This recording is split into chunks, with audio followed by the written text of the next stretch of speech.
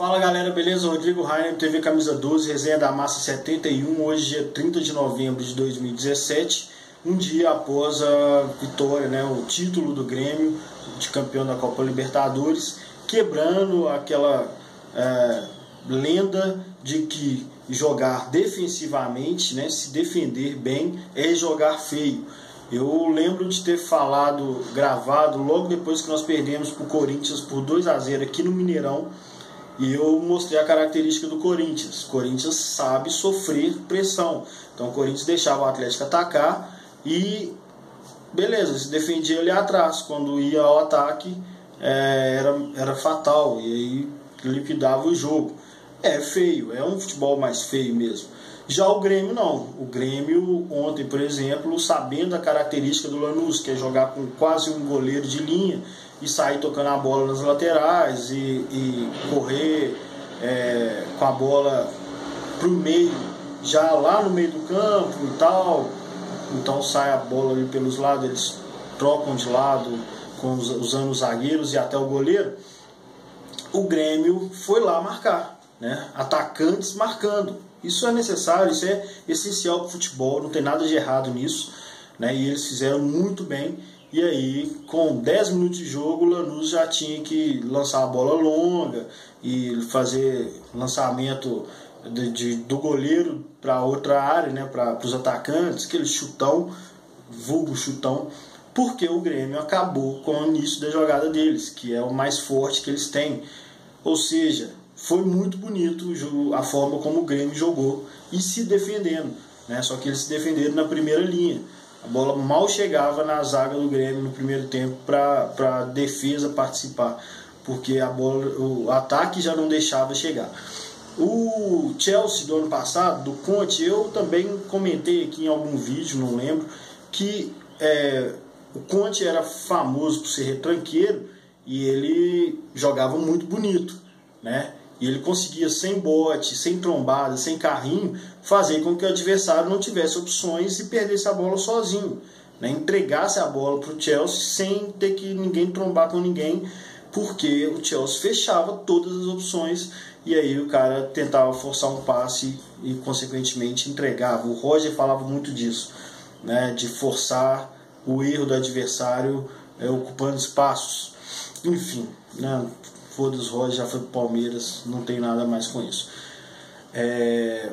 Por que eu tô falando isso? Porque eu defendo desde 2016, essa questão de jogar bonito é legal, é bacana, mas ganhar o título é melhor. Eu prefiro, mesmo que seja igual o Corinthians, jogando feio, ser campeão. Se for igual o Grêmio fez, melhor. Mas se for jogando feio, retrancado e ser campeão no final do ano, eu estou feliz. E eu venho insistindo com isso e eu mesmo provoco. Essa discussão normalmente sou eu quem provoca, pouca gente admite isso. Mas a maioria que briga muito é porque trata aquela forma como o Atlético ganhou os títulos como a única forma possível para o Atlético ser campeão. Isso não é verdade. Quando o Corinthians sacramentou o título, eu fiz um levantamento aqui mostrando que no Campeonato Brasileiro, que é um campeonato longo, de volta, todo mundo faz 38 jogos, os times que têm a menor defesa ganham em 80% das vezes. Eu mostrei de 2007 até 2016, porque os números da defesa do Corinthians ainda não estão resolvidos. Mas se pegar 2006 até 2017, são 12 anos e isso prevalece até mais, porque o São Paulo de 2006 também teve a melhor defesa. Então, pode colocar aí que 80%, 90% das vezes o time de melhor defesa tem o título. E aí isso é um padrão. E eu gostaria que o Atlético, ao invés de ficar tentando repetir uma conquista tão fantástica como foi a de 2013 e 2014, tão cheia de emoções, tão arriscada, fosse seguir o padrão dos campeões que ganham com mais recorrência. É simples, tem um jeito difícil, tem um jeito mais tranquilo, planejado e que tem maiores chances, ao invés de ficar brigando para ter títulos só na base da virada espetacular, do eu acredito. eu prefiro que copie o que está dando certo, os padrões. E isso para pontos corridos, que é bem mais simples de criar padrões, de identificar padrões. Mas nos mata-mata, hoje eu tuitei, falei, olha, se não é sofrido é porque não foi bem feito. E é lógico que eu estou ironizando aquele que não é sofrido não é galo. E é uma frase legal de repetir. Eu chorei, fiquei emocionado nas Copas do Brasil, na defesa do Vitor, na Libertadores, enfim. É lógico que é legal. E é lógico que eu valorizo muito aquilo. A questão é onde estão os méritos. Aí eu discordo da maioria. Eu vejo que os méritos estão num grande time que tinha. Se tomasse aquela quantidade de gols e se arriscasse tanto com um time que não fosse tão decisivo como aquele, tão forte ofensivamente como aquele, eu acho que a gente não conseguiria virar. Isso não é uma fórmula para ser seguida. Isso não é uma fórmula para ser imitada, continuada, muito menos para ser tratada como tradição, o que não é. Então é isso que eu defendo. Aí tem gente que fala, você está dizendo que não teve mérito em 2013, 2014, você está dizendo que foi um trabalho mal feito em 2013, 2014? Não, é óbvio que teve mérito. Se for falar do Cuca, por exemplo, eu acho que tem méritos muito mais dos jogadores, porque eles são muito bons, mas quem os trouxe foi, quem formou o time foi o Cuca. Grandíssimo mérito do Cuca. Agora, como ele conduziu aquele time lá, para mim podia ser muito melhor, porque a gente ganhou o Libertadores, mas podia ter ganhado o Brasileiro de 2012 também. Se pá, a gente podia ter disputado o Brasileiro de 2013. A gente ficou em quinto sem disputar. A gente ficou em quinto com time reserva, enfim.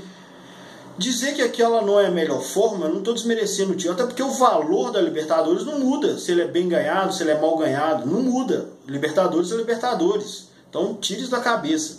A questão é, a minha preferência é que o Atlético, quando formar um bom time, eu acho que tem hoje, mas se por acaso o Atlético conseguir lá a realidade de formar um outro time fantástico daquele, inclusive com extraterrestre, que o Atlético ganhe mais, porque deveria ter ganhado mais. A forma como a gente se arriscou, fez a gente quase perder a Libertadores, a Copa do Brasil, eu vou mostrar aqui, mas eu acho que deveria ter ganhado. O Brasileiro de 2012 era pra gente ganhar, o 2015 também era pra gente ganhar, porque o Levi, tirando o Cuca, o Levi eu sou fã e eu reclamava dele como galo doido, tipo, não se preocupar com a parte defensiva, e a gente foi vice com defesa números de Z4, zona de rebaixamento, tinha tomado tantos gols quanto o Atlético, que era vice. A partir daí que eu comecei com essa briga. E a galera fala, você é repetitivo. Não, não é repetitivo. É como eu vejo. E aí eu fico vendo campeões e atrás de campeões fazendo exatamente o que eu quero que o Atlético faça, que eu sugiro, como torcedor, que o Atlético faça e sugiro desde 2016. Fico puto mesmo, é óbvio. Se você está querendo se preocupar com o Iago, você fala do Iago todo jogo, às vezes eu não vou ficar falando, você repete, você fica repetindo. Não, então eu vou repetir o que mais me incomoda no Atlético. É uma suposta forma de jogar, é como se o Atlético dissesse assim, eu quero ser campeão, mas só quero ser campeão se for desse jeito. Se for emocionante, se for arriscado, e eu não concordo com isso. Eu quero ser campeão quantas vezes for possível, e para mim tem que ser o maior objetivo é ser campeão, não jogar bonito. Porque jogar bonito, o futebol brasileiro, eu fico pensando daqui a 20 anos e o Atlético vai lá e ganha um brasileiro jogando bonito, pode ser que a galera da ESPN, a galera da imprensa fale, o Atlético manteve a tradição do futebol bem jogado brasileiro, o Atlético não se rendeu ao tatiquez europeu. Tá, beleza, aí o Atlético vai ter ganhado 2 brasileiros e de hoje até daqui a 20 anos vão ter outros campeões jogando feio, Vai ser legal, vai ser heróico, vai ser romântico o Atlético ter tentado e não se entregado ao tatiquez. Tá, mas vai ter gente ganhando até lá. E aí, se você está satisfeito com essa parte romântica, eu queria ganhar antes disso. Mas é só uma hipótese, é só para mostrar como que é uma bobagem ficar se prendendo, tem que ser desse jeito, para ser campeão tem que ser sofrido, tem que ser emocionante. Não tem, pode ser fácil, igual foi o Grêmio, ganhou aqui, foi até mais difícil aqui do que lá. Mas vamos falar de mata-mata, Os números de mata-mata mostram que o time que ganha, toma 2 gols de diferença, né, no primeiro jogo, normalmente não conseguem reverter. E eu vou falar de onde eu tirei esses números. É porque em 2013 o Atlético tomou 2 gols fora de casa, mas empatou, né? Então tira fora as quartas de final. Mas tomou 2 gols fora de casa na semifinal, sem fazer gol. Tomou 2 gols fora de casa na final.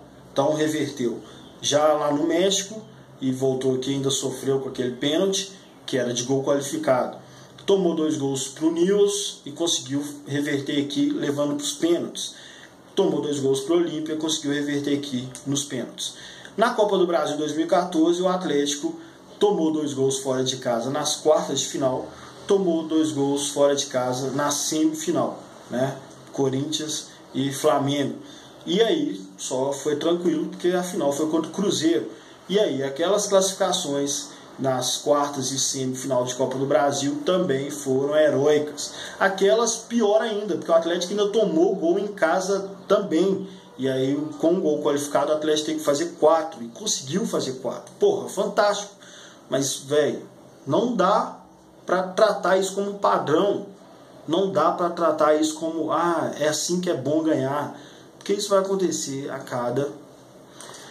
Vamos lá, vou te mostrar com que frequência isso acontece. Peguei os últimos 10 anos, porque o brasileiro eu peguei em 2017, porque os números de 2007 no brasileiro, porque os números de 2017 não terminaram ainda. Mas na Copa do Brasil brasileiro os números já acabaram, já dá para fechar. Então peguei de 2008 até 2017, 10 anos, as últimas 10 edições em Copas do Brasil, contando quartas, semi e final. Né, usando o Galo como referência, lógico, tomar 2 gols no primeiro jogo, em quartas, semi e final.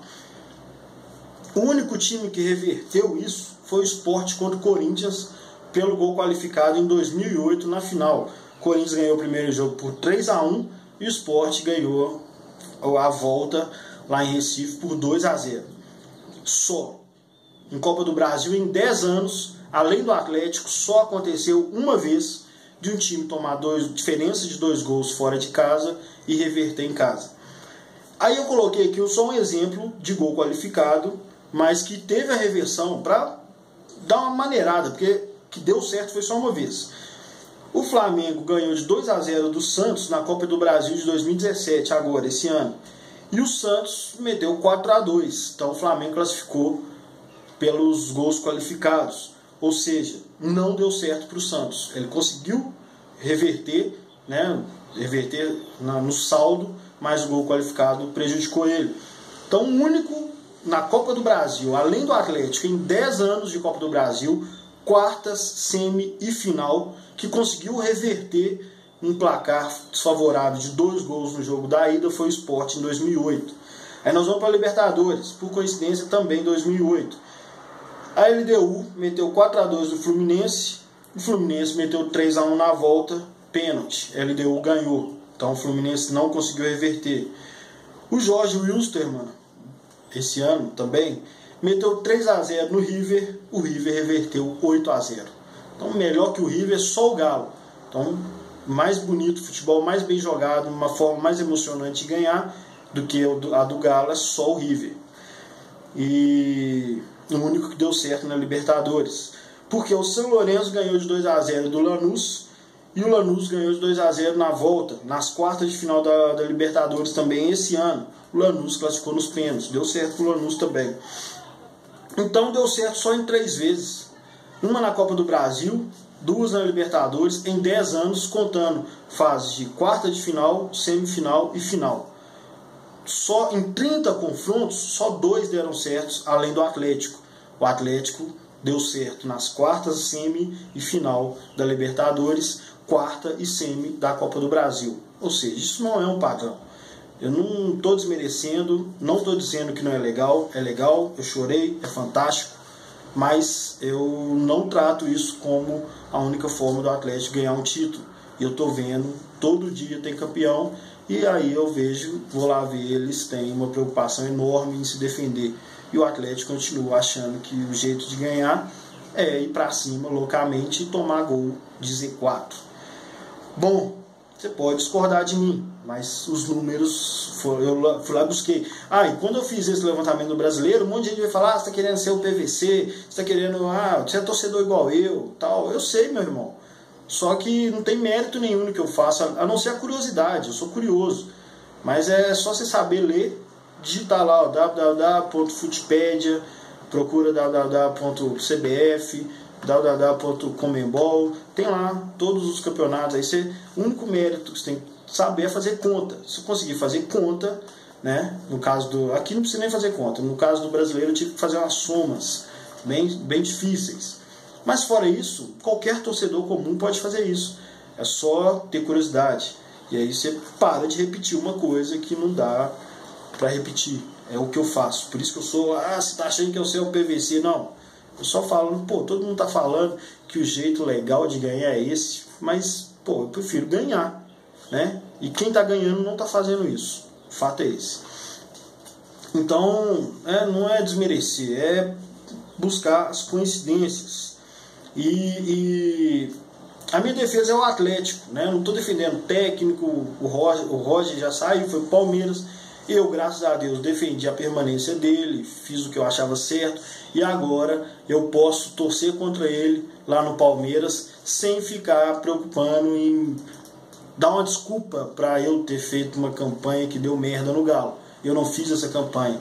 Então não tem esse fantasma de ficar acompanhando a Aguirre, ficar acompanhando Oswaldo, ficar acompanhando Oswaldo não, né? Oswaldo tá aí, Marcelo Oliveira e Roger, para falar, tá vendo, eu tava certo em tirar eles do Galo. Não fiz isso, não tem essa preocupação. E aí, então assim, só para mostrar que por que eu defendo, né? Eu defendo que o Atlético imite o que dá certo, beleza? Se desse para ganhar sofrido e no milagre e emocionante, para chorar toda vez, beleza, mas não dá. Então eu prefiro ganhar. Se ganhar, pode ser bem feito e jogando feio, que eu vou estar comemorando igual o time do Corinthians tá. Contratações para 2018. Bom, o Grêmio foi campeão ontem também com um time cheio de nego fraco, que é o Léo Moura, velho, o Edilson, o Cortez.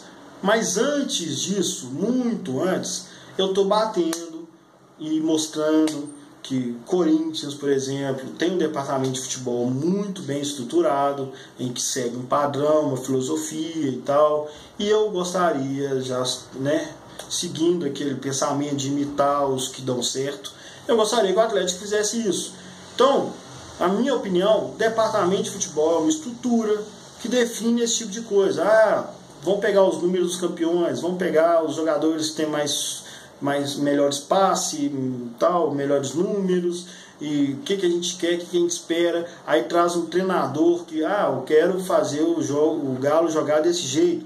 Então nós temos esses treinadores que jogam desse jeito. Aí traz o treinador, aí fala o treinador, nós queremos jogar desse jeito, torcemos você para jogar assim, e escolhe os seus jogadores aí que você quer que façam o Atlético de 2017 jogar em 2018 desse jeito que a gente decidiu. Então você pega os jogadores que já tem, tenta adequá-los a esse esquema e traga jogadores que vão facilitar o seu trabalho. E aí, nesse caso, é tão eficiente isso que o Cortez pode vir para o Grêmio ser campeão da Libertadores. É isso que eu estou dizendo, né? Eu falo isso antes do Grêmio ser campeão da Libertadores. Então não é por causa do Grêmio ter sido campeão com esses caras que eu quero que o Thiago Heleno venha para o Galo, nem o Arouca. Eu queria o Arouca há 3 anos atrás.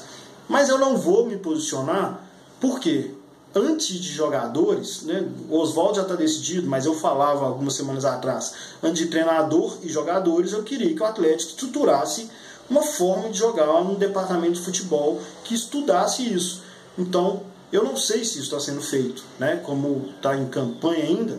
Eu não sei se a permanência do Oswaldo é baseada em algum planejamento e, consequentemente, os caras que o Oswaldo vão trazer é baseado em algum planejamento.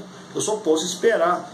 E aí os nomes, eu gostando ou não, é lógico que eu vou ter uma opinião, mas eu não vou me manifestar, porque eu prefiro esperar para ver se isso está sendo feito para os cocos, igual tem sido feito desde 2016, na tentativa e erro, ou se é uma coisa estruturada. Se for uma coisa estruturada, eu apoio o Arouca, apoio o Thiago Heleno e apoio o Oswaldo. É isso, porque para mim a prioridade é essa. Para finalizar, mandar um recado para o Sete Câmara, porque com essas notícias aí de contratação, a galera já está pirando. Então, ele nem sentou na cadeira ainda e já tem corneta. Ou seja, siga, leia lá, né, a entrevista do Nepomuceno, liga para ele e me fala, olha, do que você está falando detalhadamente que você se arrependeu? Me explica para eu não fazer isso a partir de agora, a partir de 1º de janeiro. E aí, provavelmente, o Nepomuceno vai falar, eu não tive convicção no trabalho, comecei 2 vezes um trabalho que eu acreditava e depois abri mão, porque eu cedi à pressão de torcedor e imprensa. E aí, ô Sete Câmara, vai lá e procura não repetir esses erros do Nepomuceno, beleza? Eu, sem saber ainda nem se você vai ser eleito, apoio e torço. E aí vão falar que eu sou chapa branca. Não quero nem é presidente ainda. Mas eu confio, apoio e torço. Não vou criar crise, não vou ser oposição e nem dar voz para essa oposição, porque eu acho que ela é representada por pessoas que fizeram o Atlético muito mal. Então eu prefiro apoiar o Sete Câmara e torcer para que dê certo. Beleza? Não some não. Um grande abraço.